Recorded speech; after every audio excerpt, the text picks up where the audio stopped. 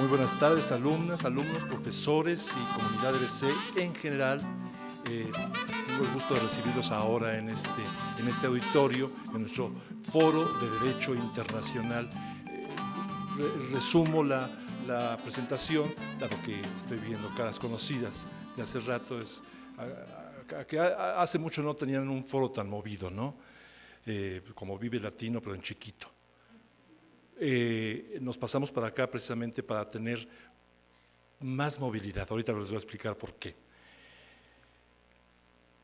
Los exilios son siempre voluntarios, involuntarios, incluso los voluntarios. No importan las causas ni la determinación de tiempos. El que con voluntad se va, siempre lo hace con el deseo de escuchar una voz que lo detenga. Pero cuando las voces son débiles, cuando no tienen brazos capaces de retener, el aspirante del horizonte camina, camina y camina hasta volverse punto y desaparecer tras la curva de lontananza. Es cierto, hay que tener cuidado de no banalizar lo que en muchas ocasiones tiene el peso de un doloroso infortunio. Hay que advertir que muchos exilios y migraciones son roturas insoportables en el alma de las familias y pueblos. Sin embargo, y en todos los casos, los aspirantes del horizonte son una bendición para las sociedades recipientes, que se benefician del talento, la cultura, la tradición, la experiencia y las nuevas perspectivas del universo que llega como regalo. Hay de los pueblos que expulsan o maltratan a los aspirantes del horizonte. Hay de los pueblos que desprecian el acento de las afueras. Hay de los pueblos que se sienten amenazados por la llegada de rostros diferentes. Esos pueblos se enferman, quedan envilecidos, se les achica el alma y se les desteje su propia historia. Sirva esta pequeña reflexión para dar la bienvenida al maestro Giovanni Lepri, representante adjunto del Alto Comisionado de las Naciones Unidas para los Refugiados, cuya afortunada y honorable visita tiene como propósito hablar sobre el contexto actual de la movilidad humana y conversar con todos nosotros sobre el tema. Giovanni Lepri ha trabajado durante 20 años como representante del ACNUR en América Latina, África y Europa, y ha desarrollado su carrera profesional en diversas operaciones de emergencia. Giovanni es licenciado en Ciencias Políticas y cuenta con 2 maestrías, una en Derecho Internacional por la Universidad de Milán y otra en Políticas Públicas por la Escuela de Estudios Orientales y Africanos. Pido un aplauso para nuestro invitado. Maestro, tiene usted la palabra.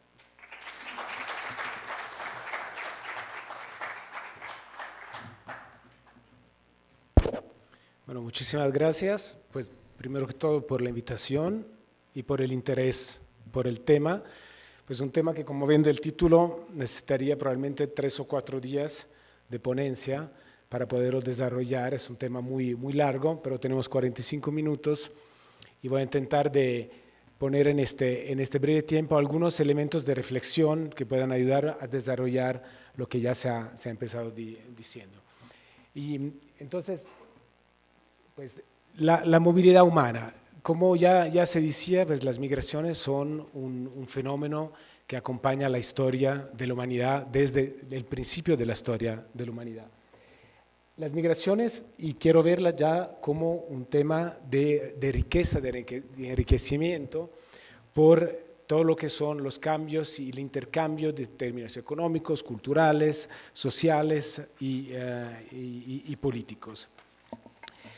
Hoy como nunca la movilidad humana es una realidad de nuestra vida de todos los días, todo lo que es la tecnología, pero también la posibilidad de viajar, la posibilidad de movernos, la posibilidad de cambiar el lugar de donde decidimos vivir. Pero voy a referirme muy pronto a lo que ya se ha dicho de la voluntariedad o menos del cambiamiento del propio lugar de vida, lugar de residencias. Bueno, causas políticas, causas culturales, religiosas, causas familiares que hacen que una persona decida dejar el lugar donde vives, guerras, conflictos internacionales y más una movilidad forzada debido a todo lo que son las grandes catástrofes ambientales y nunca como hoy el tema actual de actualidad del cambio climático y las migraciones por la falta de agua que lastimosamente si las cosas siguen así van a ser siempre más lo que caracterizarán la mayor parte de la movilidad humana futura. Muy rápidamente podemos categorizar las migraciones según tres categorías principales. El tiempo, migración temporal o permanente, un cambio temporal o permanente de la propia residencia. La naturaleza, si es voluntaria o si es forzosa, si alguien tiene que irse de su lugar de vida. Y la tercera categoría, muy importante del derecho internacional, por las repercusiones que tienes, es si son migraciones internas a los mismos países o migraciones internacionales, o sea, cruzando una frontera internacional. Pero yo quería, antes de entrar un poquito más en la parte técnica de las distinciones entre migraciones voluntarias forzosas, quería ver cómo el tema de la migración, que mucho se ve como un riesgo, como que las personas que llegan a un país son vistas como fuente de peligro, fuente de riesgo por quitar trabajo o quitar residencia o por traer tradiciones o costumbres que no son los habituales del país que lo recibe, pero también las migraciones como una gran oportunidad. Aquí unos datos, simplemente unos datos muy generales.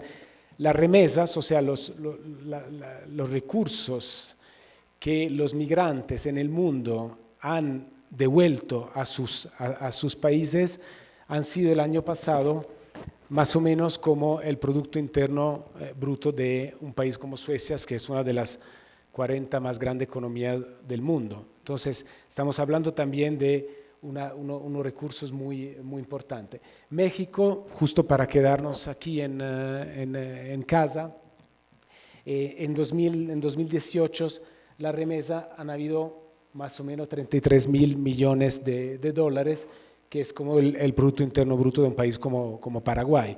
Entonces también la grande oportunidad económica que nace del fenómeno migratorio. También hay otro tema importante del cual seguramente ya han escuchado hablar, que pero es extremadamente de actualidad para un continente como el de donde yo provengo, de Europa. Europa es un continente que se está envejeciendo. Una cada 5 personas en Europa tiene más de 65 años y es una tendencia que está siguiendo y está aumentando. O sea, mucho menos personas nacen y por suerte pues las personas ancianas mueren mucho más adelante en el tiempo. La única solución, y esto no lo digo yo, pero lo dicen expertos demógrafos y economistas del mundo, para Europa, para mantenerse como un continente que pueda mantener una economía, una estructura viable, es a través de la inmigración. Si no llegan fuerzas de trabajo nuevas, jóvenes a Europa, no habrá nadie que pague las contribuciones que puede mantener una población envejecida por los años adelante y que tiene que recibir sus pensiones. Estos son solamente unos temas. No soy un promotor de una migración generalizada y de un libre movimiento de personas por el mundo porque sería imposible, pero una migración segura, ordenada, es una migración que va a permitir al mundo de desarrollarse más y no de ir para atrás como lastimosamente algunos piensan. Unas cifras más, justo para que nos ubiquemos, hay 1 billón de personas que han migrado o están en un proceso de migración o interno a sus propios países o cruzando una frontera internacional. O sea, una persona cada 7 más o menos, habrá algunos estudiosos que me corregirán con la puntualidad de los números, pero más o menos una persona cada 7 en el mundo está fuera de su lugar de origen y muy probablemente no va a volver, o sea, ha tomado una decisión de un traslado permanente a otros lugares. De estas, tenemos casi 260 millones de personas que han cruzado una frontera internacional y casi 800 millones que se han movido al interior de su propio país. Bueno, los que son del interés del ACNUR, o sea, lo que nosotros como organismo internacional tenemos un mandato oficial y de derecho internacional para lo que es nuestra misión, son los 70, casi 71 millones de personas que no se han ido de manera voluntaria, pero causa de guerras o de persecuciones, y ya muy pronto llegaremos a esto. Bueno, solo para seguir dándonos una idea de qué estamos hablando, de la población mundial, hay 2 países, sé que no le digo nada de nuevo, pero China e India, que solo 2 de los 244 países o entidades gobernativas que han sido consideradas oficialmente para las Naciones Unidas, se llevan una tercera parte de la población mundial, solamente estos dos países. Claramente esto indica también que sus economías y sus bienestar de su población tienen un impacto muy grande en los equilibrios mundiales. Uno de los países más pequeños, pero es un país, y es al lado de donde yo vivía cuando vivía en Italia, o sea, el Vaticano, porque aparte de ser la Santa Sede, pero también es un Estado soberano, tiene más o menos una población de 1000 personas. Entonces el divario en el medio están los 241 países que se distribuyen el resto de la población. Bueno, aquí venimos, y voy rápidamente a los temas de las diferenciaciones entre un migrante y un refugiado. Me gustó a la apertura que nadie migra voluntariamente. Yo diría que ninguna migración se hace sin un cierto peso en la decisión de salir del propio hogar, pero sí, los migrantes son personas que han podido tomar una decisión.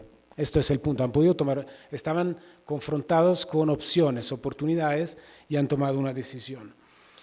Las personas refugiadas son personas que no han tenido esta posibilidad y han tenido que salir o de su casa y se han quedado al interior de su país, son los desplazados internos, o que han tenido que cruzar una frontera internacional. Y muchas veces, lastimosamente, no tienen la oportunidad o la posibilidad de volver a sus países.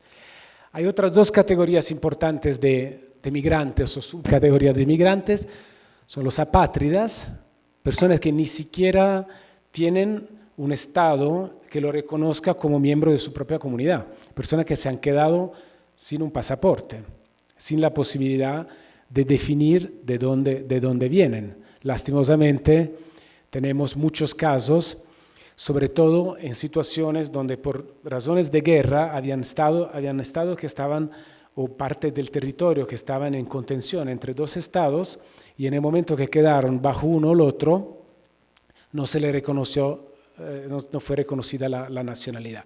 Entonces son personas que prácticamente no tienen un pasaporte, no tienen un documento de tránsito, pero más que esto, tienen tampoco derechos civiles y de ser reconocido como ciudadano de un Estado. Y el otro son los desplazados internos, que han tenido que dejar su casa, sus pueblos, sus ciudades, pero han podido seguir teniendo la protección de su propio Estado. O sea, no han tenido que cruzar una frontera internacional. Quiero solamente tomar un punto aquí, que México es un Estado, un país, que por mucho tiempo ha tenido mucha dificultad de reconocer que el desplazamiento interno existe en México, y ha sido solamente con la nueva administración que empezó el año pasado que se empezó a discutir la elaboración, el diseño de una ley que responda a las necesidades de desplazados internos. Y yo estuve la semana pasada en Ciudad Juárez, donde habían más de 2,000 personas que vienen de Michoacán y de Guerrero, que no han encontrado protección al interior de México porque no hay un marco legislativo al momento que lo permita, y está intentando cruzar la frontera para Estados Unidos. Entonces, este es un punto que México se está, poniendo al día y aceptando que es lastimosamente una realidad. Las cifras no son definitivas, pero se habla de más de 300,000 personas que estén en situación de desplazamiento interno en el país. Bueno, quiero hablarle un momento de los refugiados, que son las personas que más, con cual más trabajamos. Esta imagen es una imagen que tal vez algunos de ustedes ya han visto. Lo que ven ahí atrás es Turquía y este pequeño barco de plástico está a pocos metros de llegar a una de las islas griegas del Dodecaneso. Y esta ha sido la llamada crisis europea, crisis de refugiados europeos, cuando entre junio de 2015 y febrero de 2016, más o menos 1 millón de personas han cruzado la frontera y han pasado de Turquía a Grecia, esperando de llegar al resto de la Unión Europea. Se habló de una crisis, se habló de una invasión. Si ustedes leían los periódicos de este tiempo, parecía que Europa iba a ser invadida de refugiados. Ahora, yo quiero solamente poner las cosas en perspectiva y después dejo a ustedes tomar sus conclusiones. Como decía, es más para hacer una reflexión, pero quiero solamente decir que la Unión Europea tiene una población de 500 millones de habitantes y al momento de máxima llegada de refugiados se ha hablado de 1 millón de personas, particularmente familias y personas sobre todo sirios y personas de Afganistán y de Irak. Entonces, pues sí podemos hablar seguramente de un fenómeno de refugio muy importante, pero de ahí a decir que estaba poniendo en riesgo los fundamentos de la Unión Europea, yo le digo una cosa, y se lo puedo decir como europeo, porque estaba trabajando en estos temas, que tuve un momento un poco de vergüenza en ser europeo y en sentir que los más altos representantes institucionales temblaban frente a lo que parecía ser. Ahora, no me parece que estas personas de la fotografía puedan parecer un gran riesgo, pero lo hablaremos. Esta era el paso siguiente de la imagen que les mostré, de las personas que caminaban a través de fronteras para realmente llegar a 2 países, que eran Alemania y Suecia, que en este momento eran vistos como los 2 países donde más posibilidades las personas tenían para poderse integrar en la sociedad. Yo esperé mucho que en este momento de reflexión para Europa se lograra hacer un paso y ver que había necesidad de inventar cosas nuevas, de adoptar políticas nuevas, de inventar legislaciones nuevas, de hacer frente de manera un poquito más madura a un tema que era un tema prettamente humanitario. Lastimosamente lo que pasó, esto puede ser una imagen un poco ridícula, pero que mientras que se celebraba el aniversario de la caída del muro de Berlín, todos los estados europeos, de manera, algunos reales, no tengo las fotos, pero se lo puedo mostrar, como Hungría o otros países, y otros de manera más con las políticas que adoptaron, como mi país, por ejemplo, Italia, empezaron a construir barreras y a sentir que tenían que protegerse en vez de encontrar maneras nuevas de inclusión y de aceptación. Bueno, es un mundo que va cambiando, es un mundo que tiene una movilidad que nunca había tenido antes. Le hago un ejemplo, una de las compañías que están creciendo siempre más, pero la Turkish Airlines tiene vuelos diarios con más de 100 países, la mayoría de los cuales son países que no requieren visa para entrar a Turquía. O sea, hoy un ciudadano de la República Democrática del Congo puede tomar un avión en Kinshasa y llegar a Estambul con $1,000, $1,200, $1,300. Estos son temas de movilidad que no existían hace unos años. Es una imagen que le quiero mostrar para mostrarle también que las murallas no son nuevas, no son un fenómeno de la era moderna o de la era contemporánea. Este es un país muy lindo, Monteriggioni. Si un día van a Italia o han estado en la Toscana, no se pierdan la ocasión de ir a visitar este país amurallado del 1200, construido en 1217. Pues esto era como se solucionaban las cosas hace ya casi 1000 años o 900 años, era poner las murallas alrededor, cerrar las puertas y cuando llegaba el invasor echarle aceite caliente encima. Era una manera bastante digamos, rápida y escueta para solucionar el tema de no sentirse invadidos. En estos casos hablamos de tiempos en los cuales las invasiones eran reales. Pero este es otro muro, creo que todos saben cuál es, pues además lo escribía ahí. Pues esto es el muro de Berlín que dejó Europa dividida en dos por 28 años. Aquí el tema era quién invadía a quién, este es el periodo de la Guerra Fría.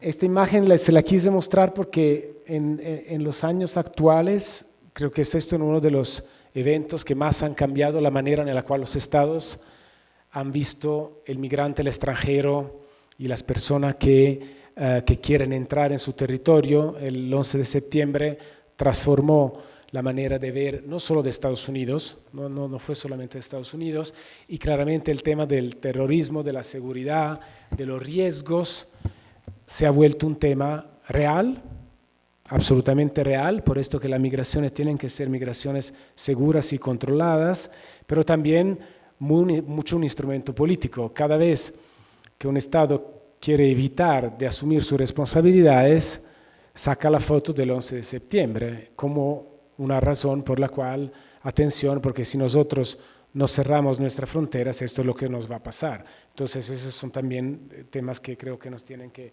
hacer reflexionar.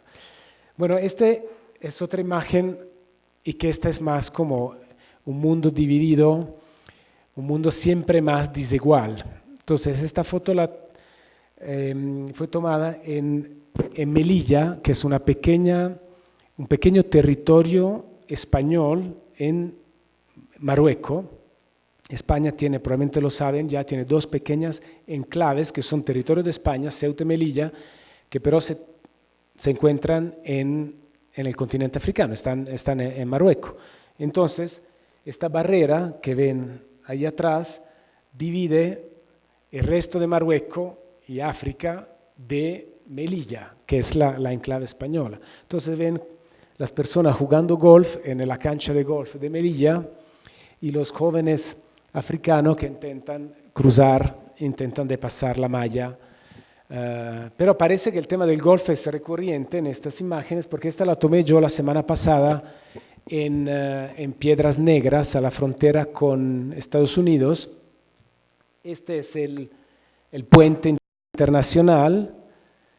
Aquí el carro que se ve solo a mitad, porque tomé mal la foto, es el carro de Border Police, del CBP, del control frontaliero.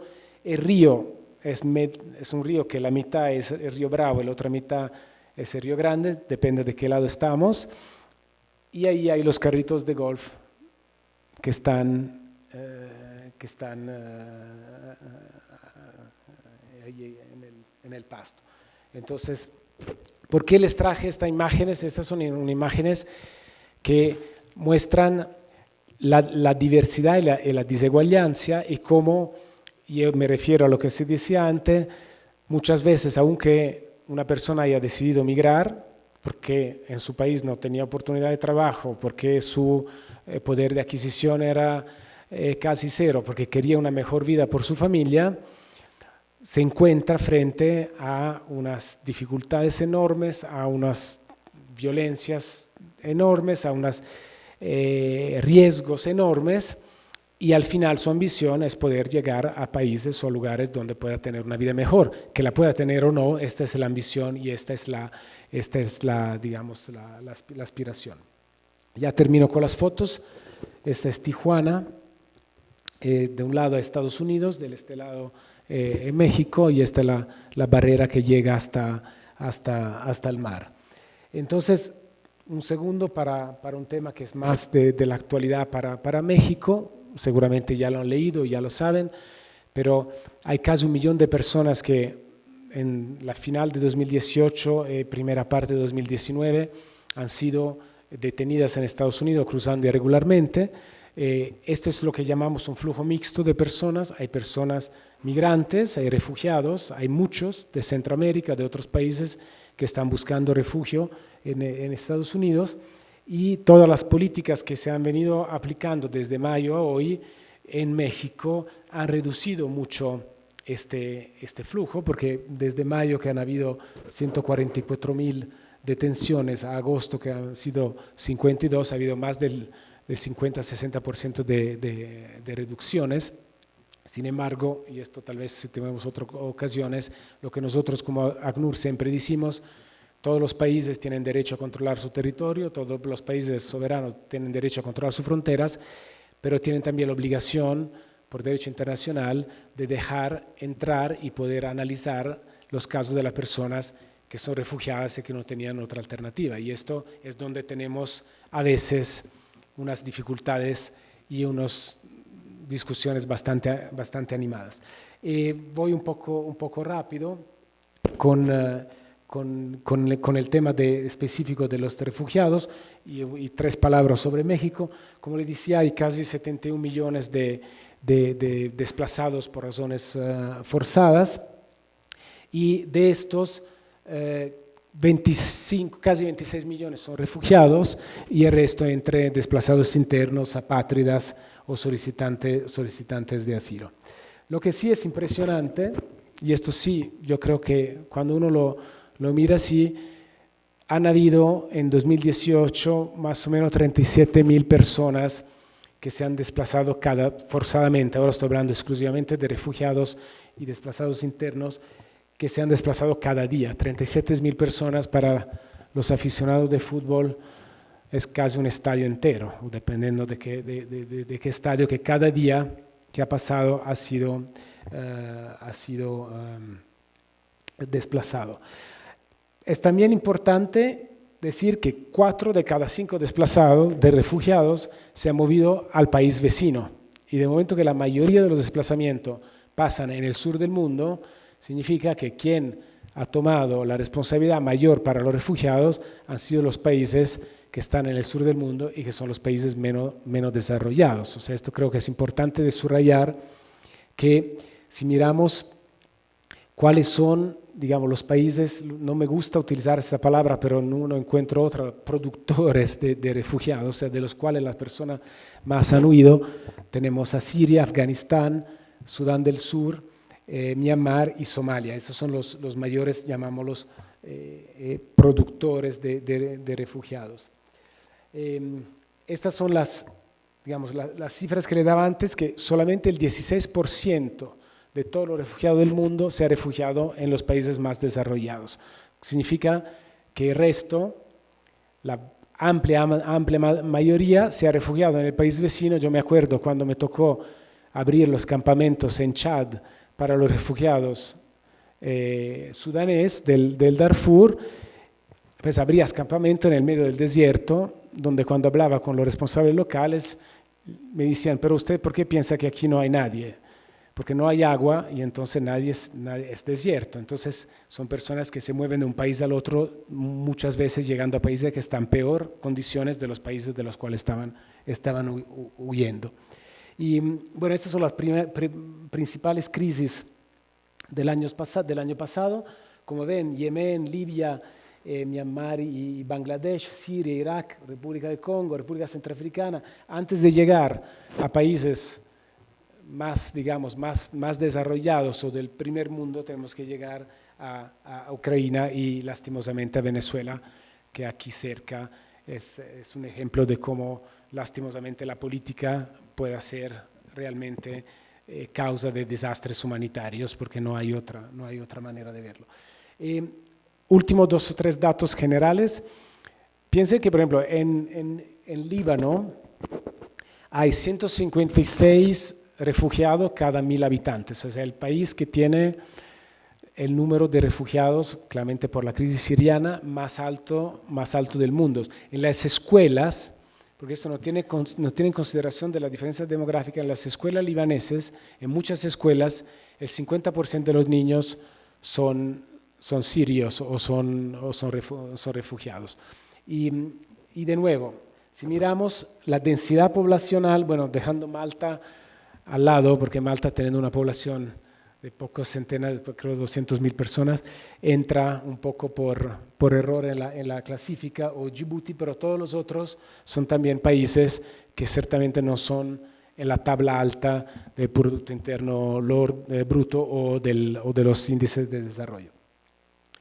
Bueno, muy rápidamente, veniendo a México, porque aquí estamos, pues México, y seguramente ya lo sabrán, ha visto en los últimos años un incremento muy alto de personas solicitando asilo, o sea, personas que están viendo México no solo como un tránsito, sino también como un país donde pueden quedarse. Estas son las cifras. Entonces, desde el 2016, donde habían más o menos 9.000 peticiones de asilo, ya tenemos más de 50.000 lo que va de este año y probablemente llegaremos a 80, 90.000. De nuevo, es un crecimiento exponencial de personas que están pidiendo asilo en México, pero para un país de 127 millones de habitantes y una de las 20 economías del mundo, también hay que siempre poner en relación qué significa esto en términos de impacto realmente sobre la economía o sobre la sociedad mexicana. Ahora, un momento le pido para ver esto, que México también tiene una situación que es muy particular, pues que al interior del mismo país tenemos estados que tienen índices de desarrollo muy altos, estamos hablando de desarrollo económico, y países que tienen índices muy bajos. Entonces, hay una desproporción, por ejemplo, entre Chiapas, que ha recibido el 60%, 55%, ahora ya somos más del 60% de los solicitantes de asilo en 2018, y tiene el 74% de su población que está en situación de pobreza. Si lo comparamos a, por ejemplo, no sé, Coahuila, que ha recibido el 0.8% de la solicitud de asilo, claramente es una cuestión geográfica, está muy lejos de la frontera, pero tiene el 24 o casi 25% de su población en una situación de pobreza respecto a un estado como Chiapas. Entonces, aquí hay unas oportunidades únicas, yo diría, por ejemplo, en un país como México, de hacer una redistribución al interior del país, también un país que podría tener la posibilidad por desplazamiento interno de tener ubicaciones internas, y es una cosa que el ACNUR está haciendo, y le digo que es impresionante cómo familias que han llegado con la ropa que tenían puesta y ahora los visitan, y si tienen universidades o escuelas en estos lugares, les recomiendo que nos pongamos en contacto para organizarlo, unas visitas, y ve que los niños van a la escuela, los padres o las madres están trabajando,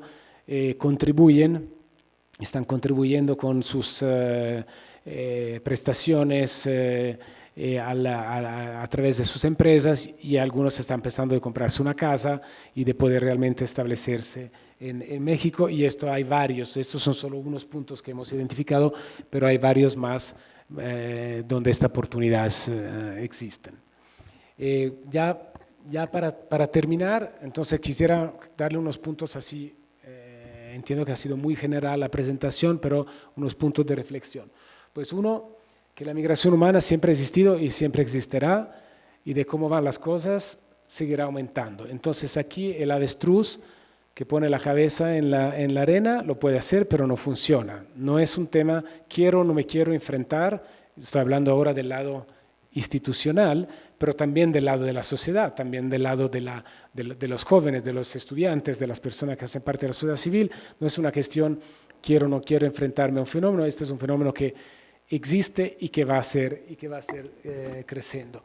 Es siempre más, pero también, como es más fácil moverse, también es más fácil crear barreras. Entonces lo que vimos en una de las imágenes son barreras físicas, pero también hay barreras que no son físicas, son barreras legales, son barreras jurídicas.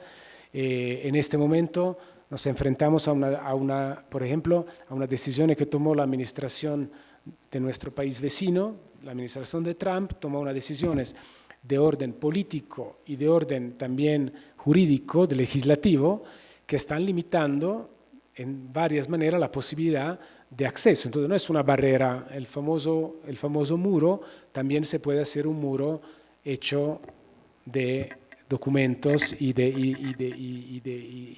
legislación, que en vez de ser una legislación favorable se vuelve una legislación muy, muy restrictiva.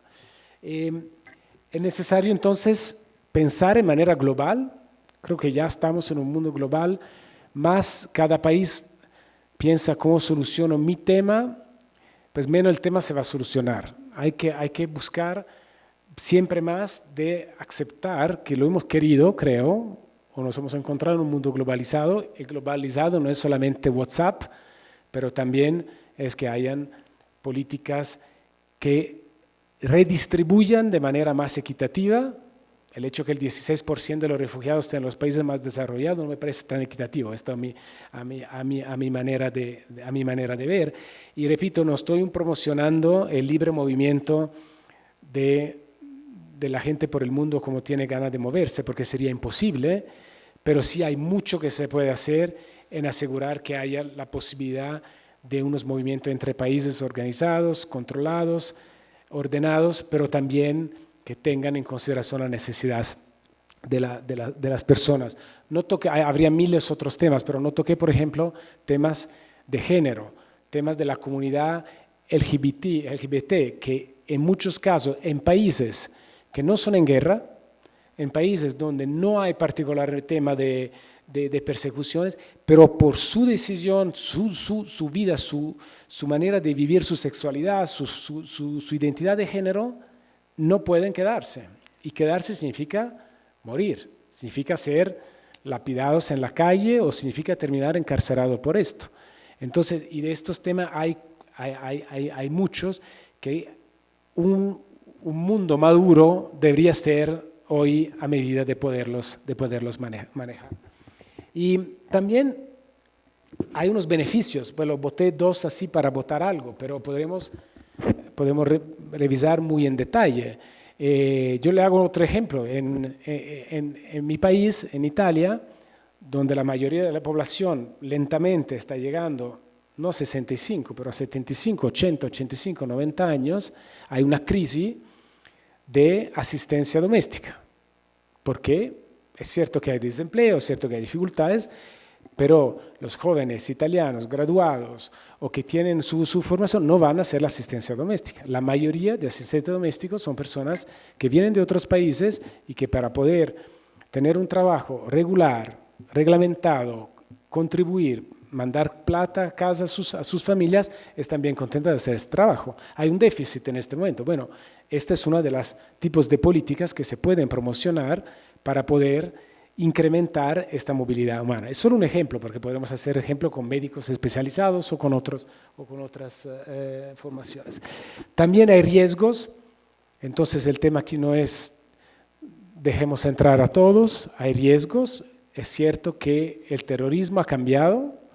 ¿Por qué puse el 11 de septiembre? Porque antes del 11 de septiembre casi nadie pensaba, o sea, casi todos pensaban que el riesgo era una maleta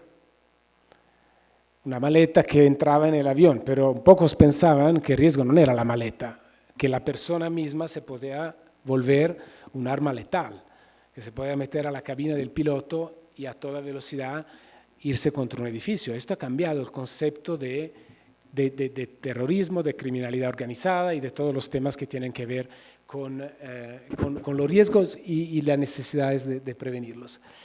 Y bueno, el último es un llamado a que las fronteras no bloqueen quien necesita refugio, pero sean fronteras que puedan rápidamente identificar y dar soluciones a quien tiene necesidad de refugio y encontrar políticas de integración.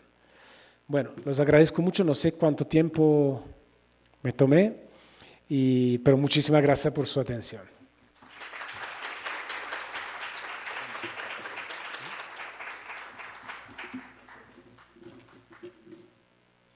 Gracias, maestro Giovanni Lepri. Vamos a pasar a la sesión de preguntas. ¿Comienzo yo otra vez? Acá está. Julián. ¿Qué tal? Buenas tardes. Mi pregunta es, nosotros como sociedad, ¿desde qué punto deberíamos entender las diferentes migraciones? Donde por un lado hay ciertas migraciones que son forzadas buscando salvaguardar la vida, o desde la parte legal política donde muchas veces se busca la no transgresión al Estado o la afectación a la soberanía. O sea, nosotros como sociedad, ¿desde dónde tendríamos que verlo? Yo creo que, creo que cuando yo hablo de estados, y hablé mucho de estados, pues hablo de la población.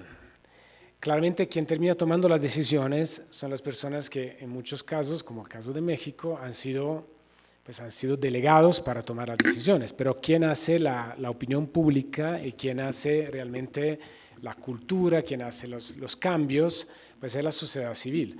Y yo siempre digo, y lo repito, ningún lugar más que el ámbito académico, el ámbito de la investigación, el ámbito de los medios también, puede apoyar a difundir la información en la dirección correcta. Entonces yo creo que uno es informarse. O sea, uno creo que un punto fundamental es informarse.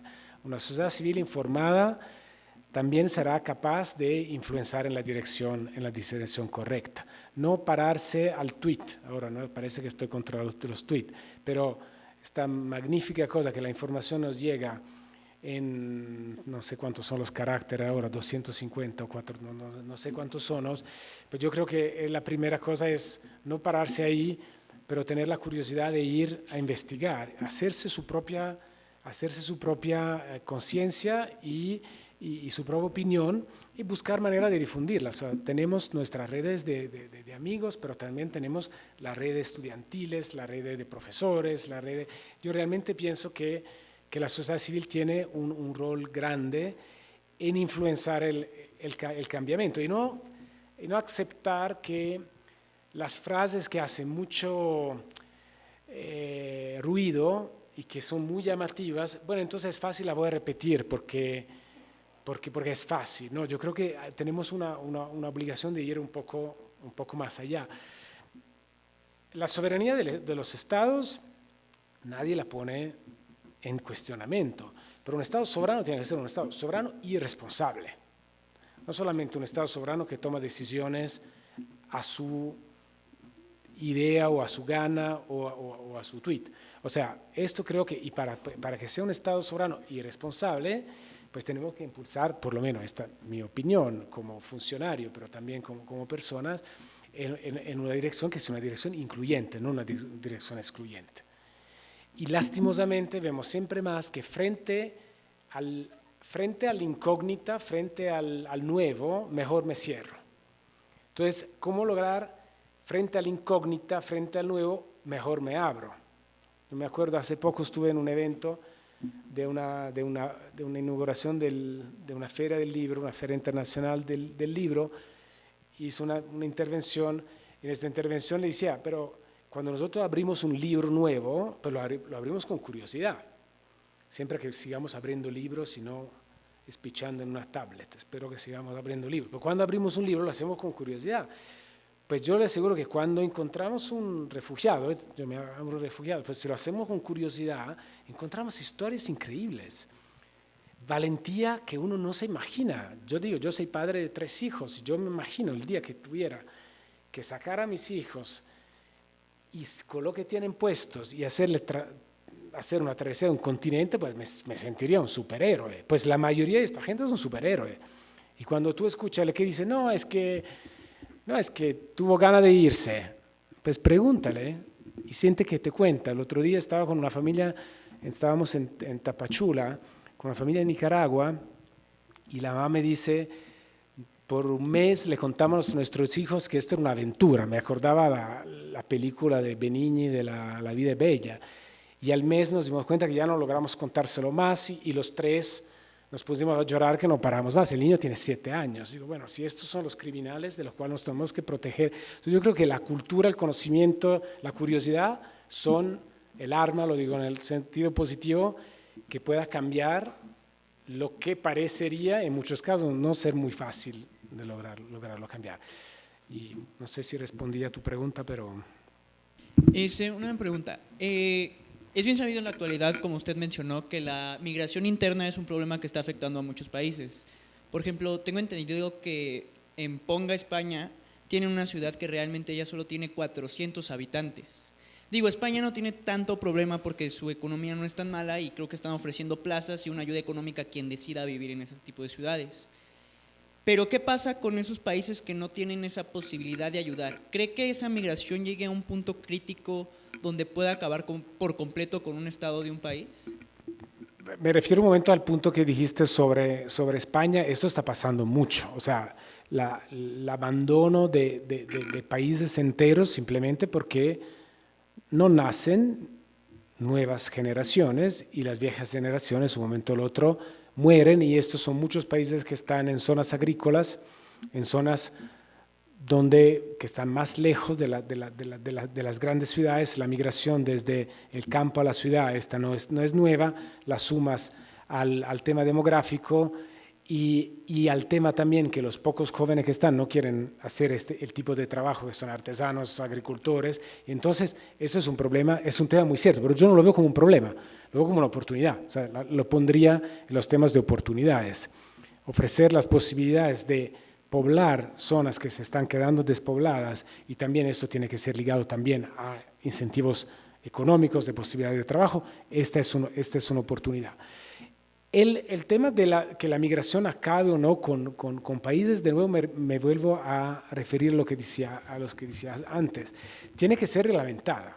O sea, no puede ser una migración desordenada y sin un marco claro, y un marco que tenga en consideración la capacidad de absorción, las posibilidades de empleos, porque si no, lo que vemos, y me faltó una parte importante mencionarlas, es la gente que duerme en las calles o en las estaciones de trenes, o que se vuelve un estorbo para la comunidad, y entonces esto es la mejor receta para cualquier tipo de xenofobia y de exclusión. Entonces, yo te respondería diciendo que hay necesidad de desarrollar sofisticadas políticas migratorias que sean internas a un Estado. México tiene una oportunidad, toqué una, pero es una política migratoria.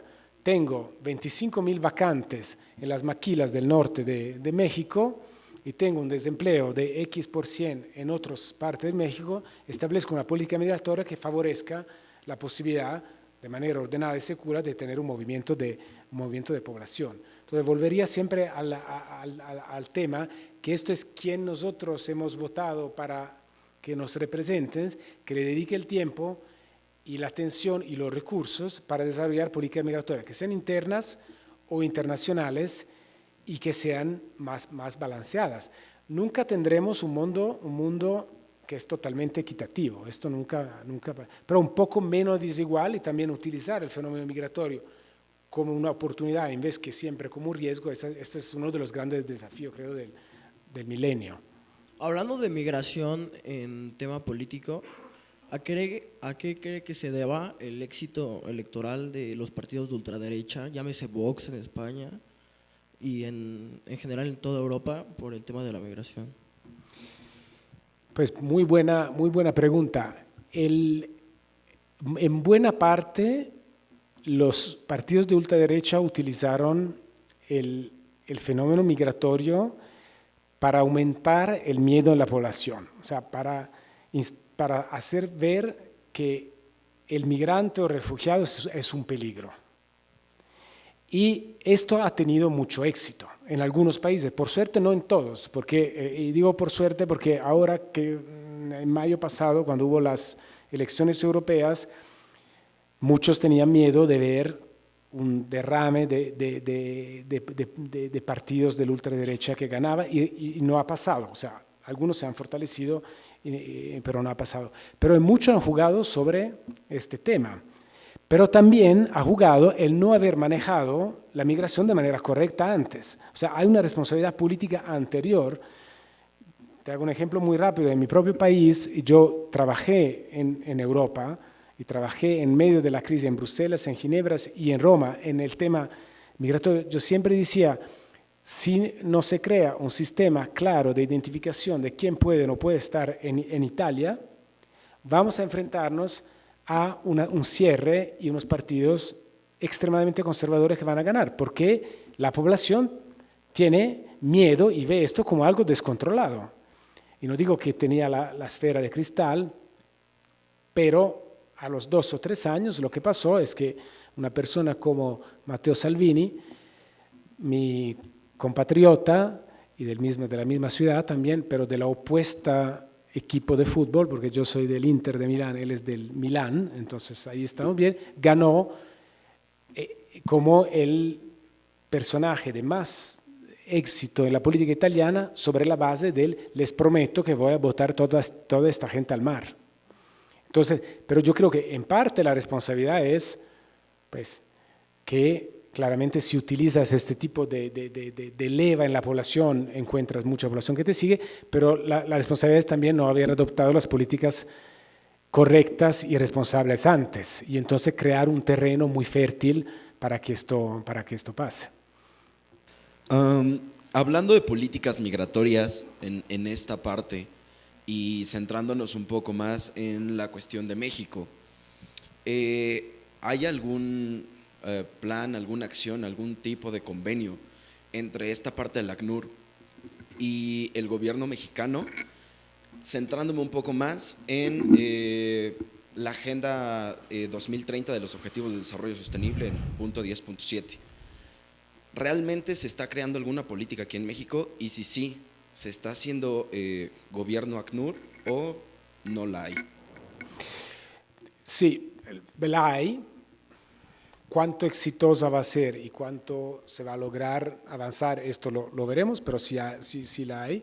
De hecho, nuestro alto comisionado estuvo acá la semana pasada y tuvimos reuniones con el gobierno para avanzar exactamente los puntos de los cuales estamos hablando. Es cierto que México está en una situación extremadamente difícil en este momento y esto hay que reconocerlo. Entonces, los avances y los alcances de la política van a requerir también el seguir manteniendo una política abierta y no una política de cierre. Y esto sí es un desafío muy importante. Hemos avanzado, sí tenemos un convenio con el gobierno y también hay un proceso regional, porque no es solo México, no son solo Estados Unidos, no es solo Guatemala, no es solo Nicaragua, no es solo Salvador, no es solo Honduras, pero es un trabajo de un contexto regional. Entonces, un esfuerzo en intentar atacar las causas del desplazamiento y de la migración, de manera que menos gente tenga que salir de sus países, pero también tener capacidad de recepción, de responder a la necesidad de las personas que tienen que salir y que no sea solamente un país, o sea que yo cierro aquí de manera que el siguiente le toca y el siguiente cierra de manera que le toca al siguiente y al final llegamos al mar. Entonces, es un desafío grande. Yo quiero, digamos, poner que sí hay un acercamiento, no solo un acercamiento, pero un trabajo muy estrecho, pero también hay unos desafíos muy grandes. Hay unos desafíos muy grandes. Las prioridades políticas institucionales no van, en muchos casos, a la par, alineadas, lastimosamente, si no la vida sería mucho más fácil. Pero vemos unos avances, vemos que hay posibilidad de trabajar, que hay posibilidad de tener una interlocución muy cercana, hay apertura al diálogo y tenemos un plan de trabajo, no solo con el gobierno federal de México, pero también mucho con los gobiernos estatales y también con municipales y sociedad civil. Entonces, esperemos que la dirección vaya, digamos, siempre más hacia la construcción de políticas migratorias incluyentes y de refugiados y no hacia un cierre. Y veremos qué pasa. Hola, ¿qué tal? Mi pregunta va más en torno a que, ya que estamos en una institución educativa, ¿cómo o qué estrategias podríamos tomar ante la comunidad estudiantil que está conformada por jóvenes para fomentar tanto la inclusión como la solidaridad y la empatía ante la otredad? Pues me gusta mucho la pregunta porque ya como que subentiende, bueno, ya significa que hay voluntad, ¿no? Porque que la comunidad educativa tiene este tipo de voluntad. Un poco me refiero a la pregunta inicial. Yo creo que un tema es la información, o sea, informarse en los canales oficiales, en los canales que no tienen ningún otro interés, sino el pasar la realidad de los hechos. Entonces son canales que no son políticos, como el nuestro.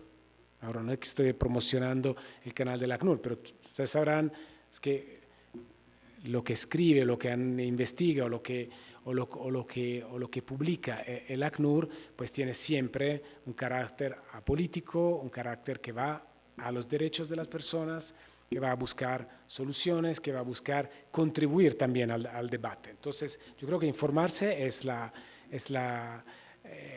digamos, la cosa principal. Este tipo de eventos también son tipos de eventos importantes, porque yo creo que, aunque son muchas informaciones, muchas cosas, pero quedan unos temas y ustedes tienen la posibilidad, como comunidad educativa estudiantil, de ir a investigar más, de tener la curiosidad de poder ir más allá. Y utilicen la creatividad, o sea, la creatividad en hacer eventos, buscar convenios, buscar acercamiento. Yo creo que van a tener siempre las puertas abiertas y en sus comunidades, redes sociales, comunidades de amigos, comunidades, si alguien tiene comunidades de tipo religioso, social o deportivo, lo que sea, ir poniendo el tema. Porque un tema también, yo creo que es un tema muy actual, nunca ha estado tan actual como en los últimos 10 años. O ponemos desde el 11 de septiembre por otros temas, pero la migración, el refugio, las políticas migratorias se han vuelto temas de todos los días que no se escuchaban, o casi no se escuchaban, y se han vuelto, y vuelvo a lo que se decía, casi siempre en los 5 puntos principales de las agendas políticas de casi cualquier país, que sea por tema de expulsión, que sea por tema de recepción, que sea por temas, realmente son temas de extremadamente fuerte actualidad. El otro tema que pueden ver, y esto lo podemos discutir, hay también muchas oportunidades de pasantillas, de, ¿cómo se llaman? Pasantillas, ¿se llaman así? Prácticas para quien ya le interesa más el tema social un poquito más de cerca. Y yo creo que realmente hay muchas posibilidades para difundir los mensajes. Y estamos viendo que gracias también a la globalización, a la tecnología y todos, voces que antes no se escuchaban y era imposible que se escucharan, ahora se pueden volver voces no solamente escuchadas, pero que tienen que ser escuchadas porque hay mucho más poder en el circular la información. Ahora pienso a esta joven, la famosísima Greta, que además nuestro alto comisionado la conoció la semana pasada porque estaban en la Asamblea General juntos, pues una niña de 16 años que es conocida en todo el mundo y pasa un mensaje extremadamente positivo, que pueda gustar o no, yo no entro en el detalle, pero entonces tenemos la posibilidad de ser voceros y de ir un poquito a ver si podemos lentamente cambiar la dirección y contrastar una dirección que si no nos va a llevar a las imágenes de la Europa con sus muros y de exclusión. Pero quiero terminar un poco con un mensaje que he repetido varias veces. No es solamente que cerrarse es una mala idea porque no ayuda a los demás. Es que un mundo cerrado, y particularmente el mundo más desarrollado, cerrado, no funciona, no tiene futuro. Entonces, realmente es una cuestión también que va mucho más allá del seamos buena gente y aceptemos que haya movilidad humana. No es ser buena gente, es una necesidad. Entonces, bueno, le dejo en sus manos como comunidad educativa y estudiantil de llevar adelante estos mensajes y podemos seguir estando en comunicación. Bueno.